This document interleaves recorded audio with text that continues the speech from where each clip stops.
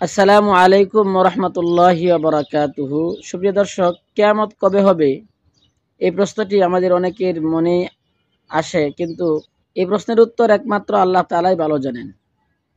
কেবলমাত্র আল্লাহ তাআলা ছাড়া কিয়ামতের জ্ঞান আর কাউকে দেওয়া হয় নাই।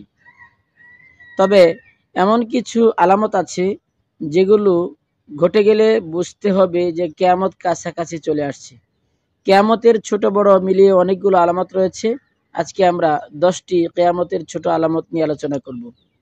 1 নাম্বার, রাসূলুল্লাহ সাল্লাল্লাহু আলাইহি সাল্লামের আগমন।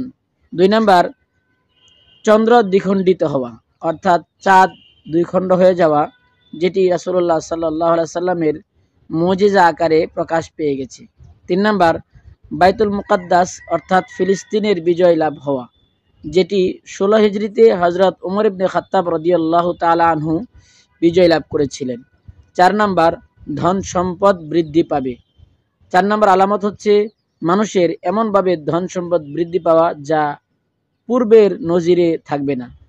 5 নাম্বার, কিয়ামতের পূর্বে অনেক ফিতনার আবির্ভাব ঘটবে। বিভিন্ন ধরনের ফিতনা আমাদের সমাজে দেখছেন ছড়িয়ে পড়ছে।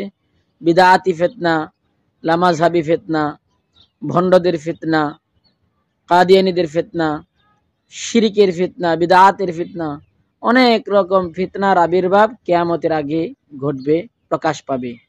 6 নাম্বার, ভণ্ড ও মিথ্যুক নবীদের দাবিদার প্রকাশ পাবে। 7 নাম্বার, হেজাজ অঞ্চল থেকে একটি আগুন বের হবে। 8 নাম্বার, আমানতের খেয়ানত বেড়ে যাবে।